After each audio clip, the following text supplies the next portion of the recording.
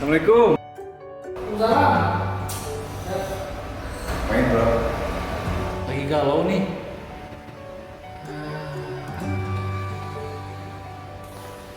Duh, pengen nikah nih. Gampang. Kamu sini aja bro. Yuk. Oke deh bos.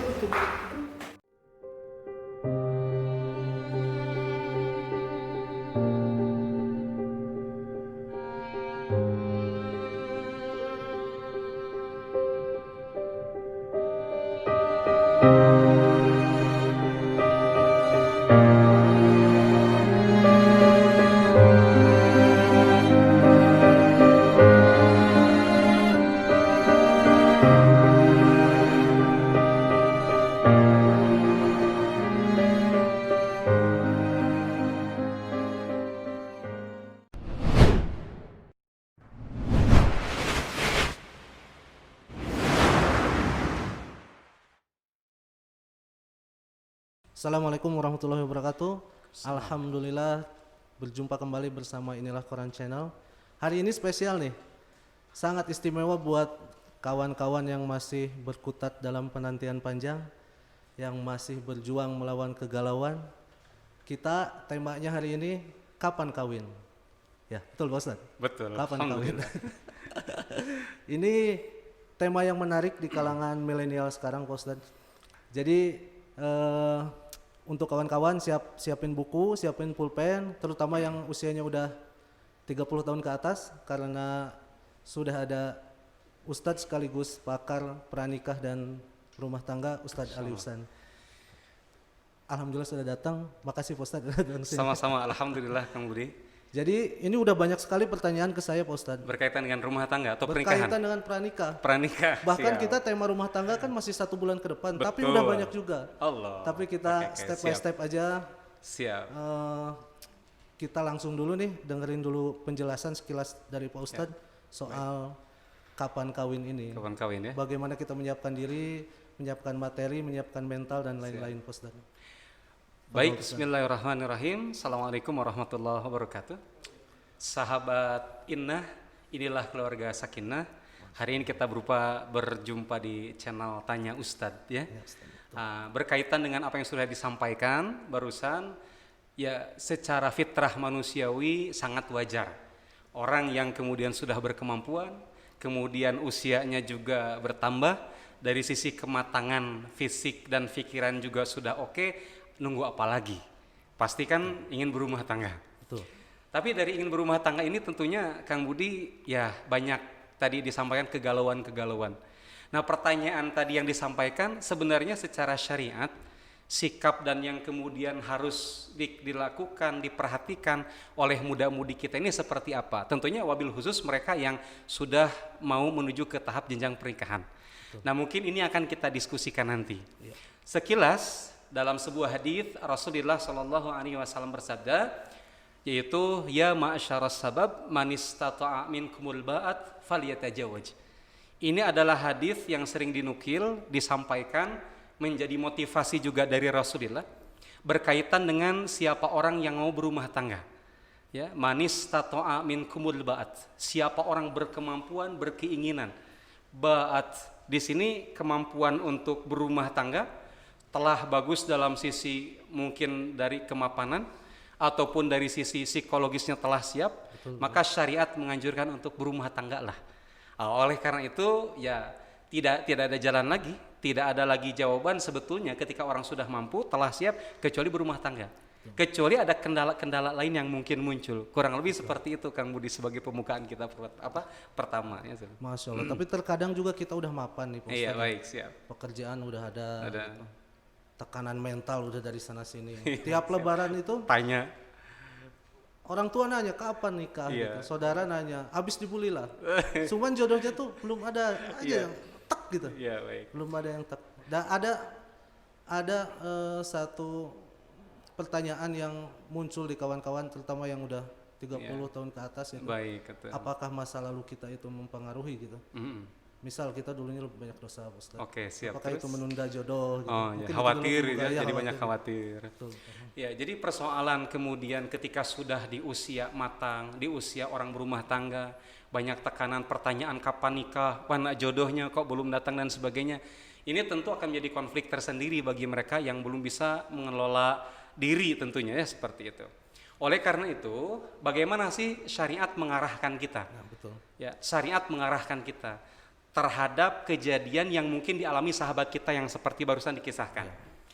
Dari sisi usia sudah oke, untuk berumah tangga mungkin juga tengah menanti dan menunggu, tapi masa penantian ini bagaimana untuk menunggu masa penantian ini bagaimana apa yang harus dilakukan, mungkin seperti itu kurang lebih. Betul. Oleh karena itu yang harus difahami adalah persiapan yang paling penting itu lebih kepada persiapan ilmu sebenarnya. Ya, kenapa persiapan ilmu? Karena kalau kemudian orang berumah tangga tanpa ilmu, meskipun dari sisi sudut materi sudah oke dan ada, ketika ilmunya tidak ada, maka itu dikhawatirkan. Kan dianalogikan oleh para ulama, berumah tangga itu seperti dalam sebuah bahtera. Betul. Bayangkan seseorang akan menjadi nahkoda, istri akan menjadi pengarah kemudi nahkoda tersebut, lantas kemudian tidak memiliki kefahaman ilmu mengemudi bahtera tersebut, maka harusnya mengarah ke sisi timur, bisa jadi ke barat, utara, dan selatan. Betul. Oleh karena itu, yang paling penting, paling afdol di masa penantian ini adalah bagi mereka yang sudah berkeinginan, yang sudah berkemauan berumah tangga, punya kesiapan, matangkan saja dulu dari sisi ilmunya. Yang kedua, persoalan tekanan, pertanyaan, ketika orang mengatakan, kapan nikah? Jadinya bulan apa? Sering disebut Mei, kata gitu ya. Maybe yes, maybe no begitu. Nah, yang kemudian harus difahami adalah persoalan kapan nikah itu persoalan waktu, bukan urusan kita. Sebagaimana ungkapan misalkan kapan azan zuhur, 5 menit lagi. Jika belum tiba waktunya ya belum bisa. Jangankan kita butuh waktu, misalkan tidak mungkin persoalan datangnya waktu azan, waktu sholat itu kita terserah kita keinginannya dimajukan atau dimundurkan. Itu sudah punya jadwal tertentu. Oleh karena itu bagi mereka yang sudah bersabar menyiapkan ilmu, bersabarlah yang kedua dalam penantian itu sambil berdoa menunggu datangnya waktu yang telah ditetapkan Allah. Dalam artian sebagaimana tadi, jika sudah tiba waktu sholat zuhur, ya zuhur akan tiba. Jika tiba waktu sholat asar, asar tiba. Jika sudah tiba waktunya jodoh datang, pun sama halnya demikian. Jadi penting nih sahabat Indah. Ilmu itu sangat penting. Oh, karena sangat penting. Rumah tangga itu nggak kebayang banget gitu, Ustaz. Saya pribadi, maaf nih, saya ikutan curhat nih. Siap. Jadi gimana yang dulunya tuh kayak di sinetron itu rumah tangga itu. Kita romantis tiap hari. Kalau istilah gaulnya itu ada pillow talk di malam itu. Kita bicara sebelah-sebelahan di bantal. Ternyata nggak selalu seperti itu. Gitu. Jadi ilmu itu menghindarkan kita dari perang piring istilahnya nanti. Oh, Masya Allah. Mungkin perang gitu ya? piring istilahnya. Perang piring gitu kan, saling lempar piring gitu Pak Ustaz. Iya, baik. Nah, pertanyaan yang kedua dari saya nih Pak Ustaz. Iya. Balik lagi ke masa lalu nih, yang belum terjawab nih. Iya. Jadi apakah masa lalu kita itu mempengaruhi cepat atau tidaknya datang jodoh? Iya. Sebetulnya persoalan cepat atau istilah lainnya terlambat datang jodoh itu tidak ada kaitan sebetulnya. Tidak ada kaitan dengan peran masa lalu kita. Cuman yang harus kita pahami adalah ingin lebih baik atau tidaknya. Jika orang hidup ingin lebih baik, tentunya memperbaiki kekurangan di masa lalu. Karena tidak ada hukuman bagi seseorang dikarenakan perbuatan masa lalunya. Bagi Allah semua orang punya hak yang sama, terlebih bagi mereka yang telah melakukan kesalahan, kehilafan lalu dia bertaubat. Maka jangan sekali-kali menghukum diri, ini buat teman-teman catatan.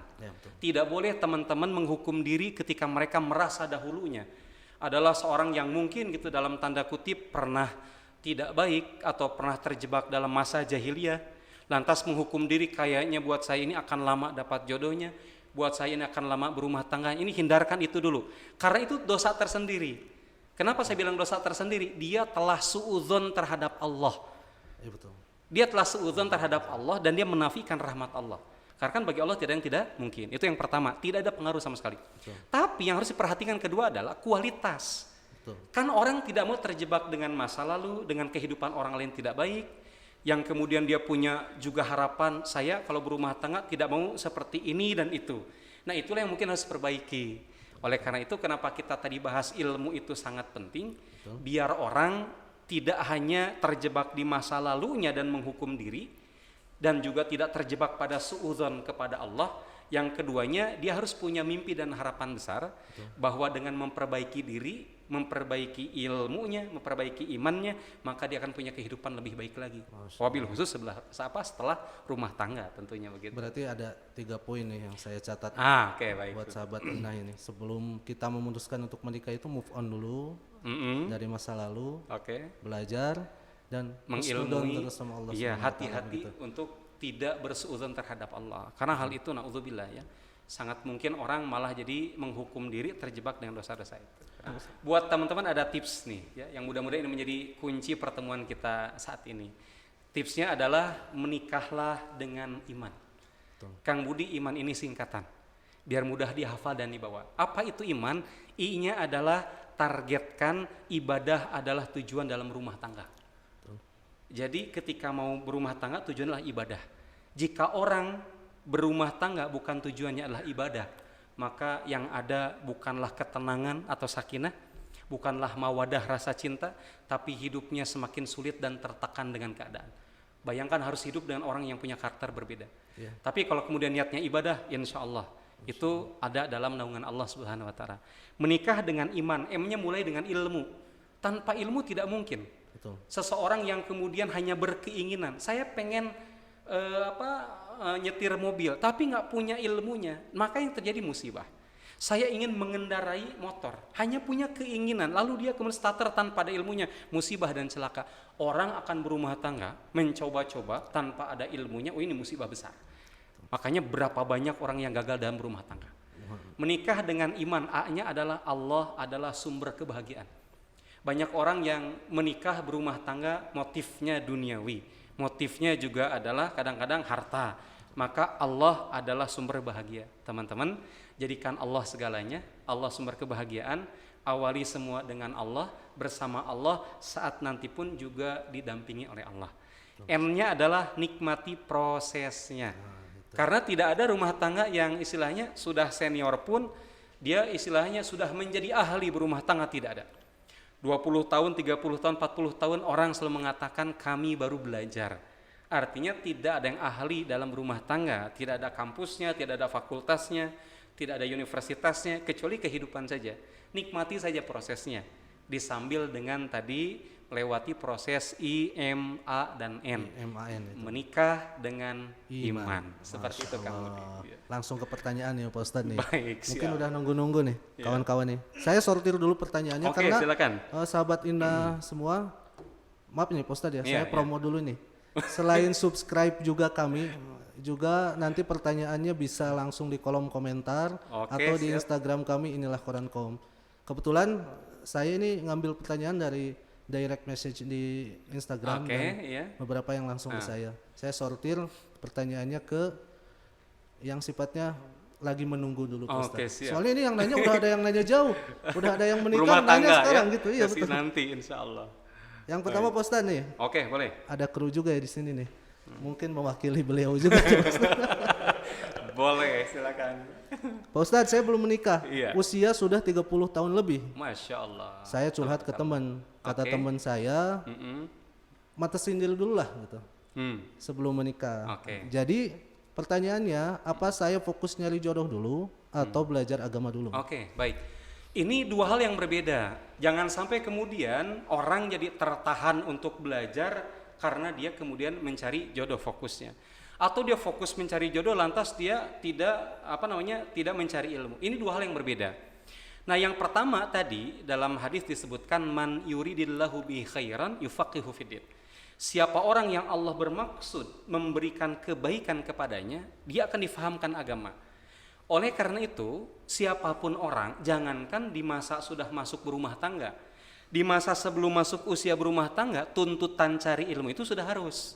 Betul. Jadi jangan orang mempatok diri kalau sudah di usia layak rumah tangga baru cari ilmu agama. Tidak demikian. Oleh karena itu mencari ilmu agama itu sudah sejak dari dini, dari awal. Itu dulu. Karena kan dua hal yang berbeda. Berkaitan dengan masalah mencari jodoh. Mencari jodoh itu akan lebih mudah ketika ada ilmunya. Sesuatu tampak sulit itu ketika orang, aduh saya ini mau fokus cari jodoh. cari itu kan sesuatu yang hilang.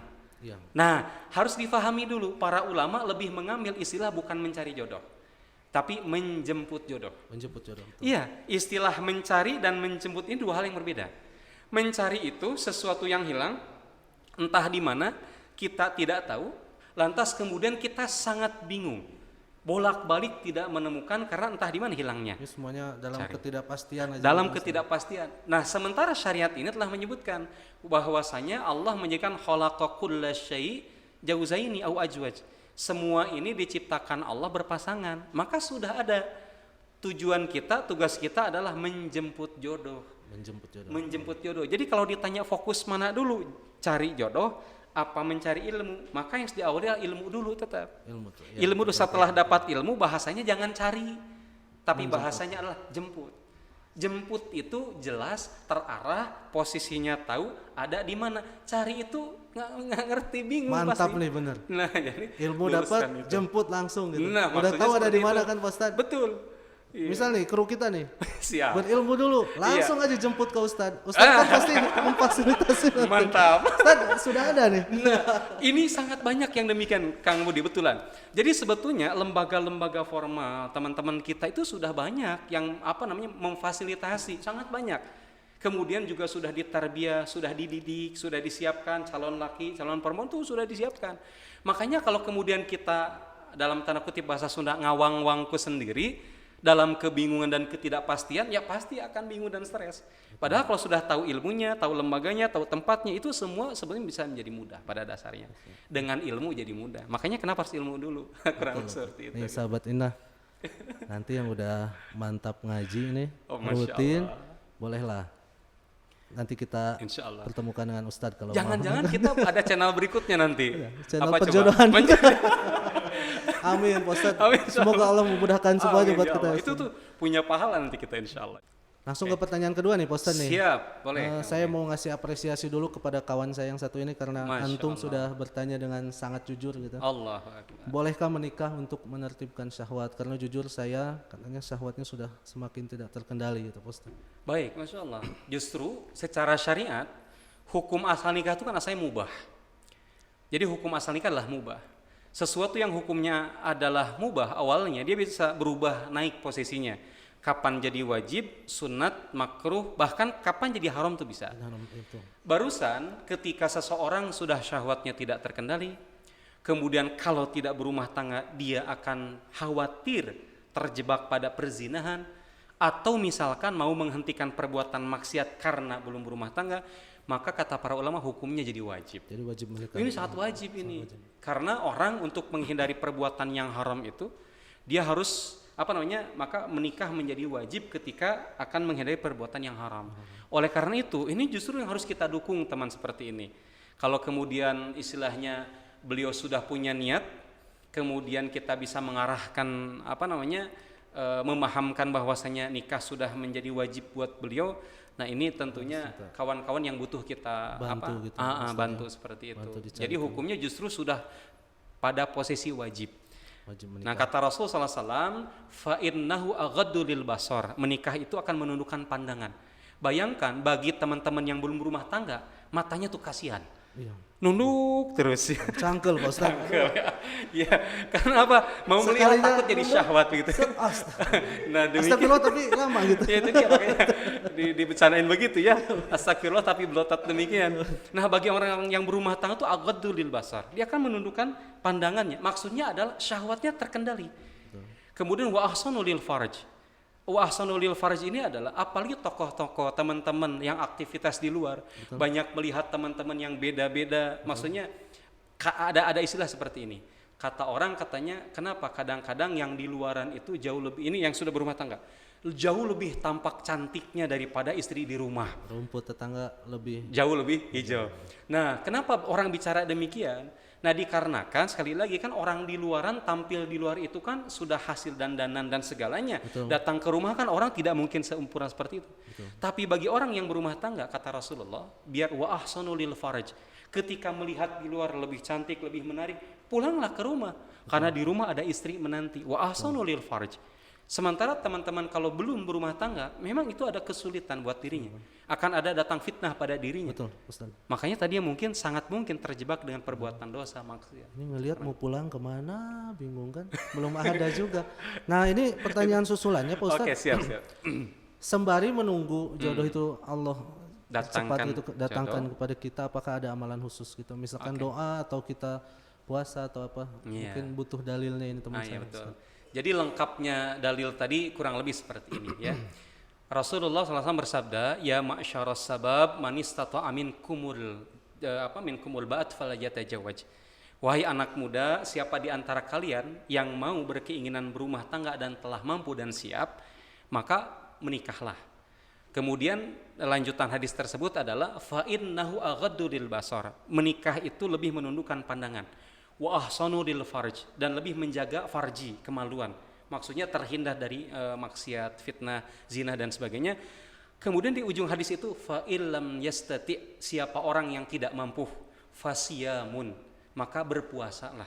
Fa innahu wijaun, berpuasa itu adalah benteng dan tameng bagi mereka ingin nikah tapi belum ada kesiapan secara ya intinya secara fisiknya, secara materinya, secara psikologisnya.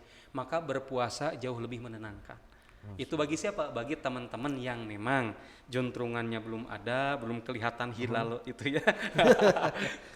Hilal dan halalnya belum jelas. Gitu Ustaz. dia hilal dan halalnya.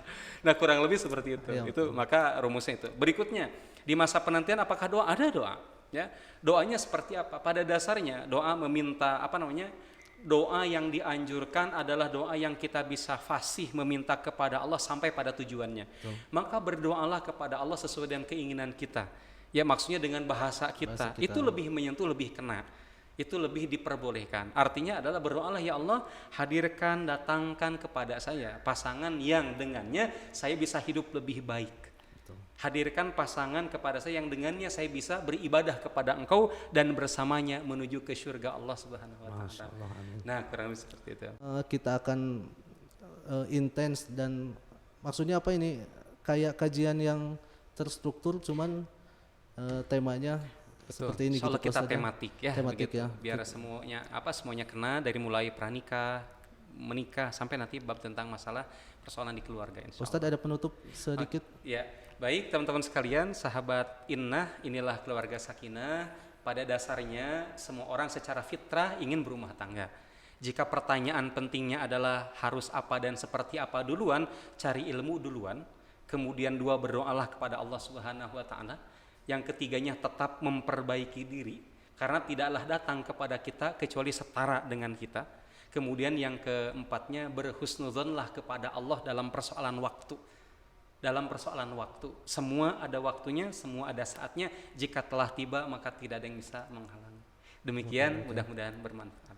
Buat Pak Ustadz dan juga Umi yang udah menyempatkan kesini nih, jazakumullah khairan katsiran dari redaksi laporan.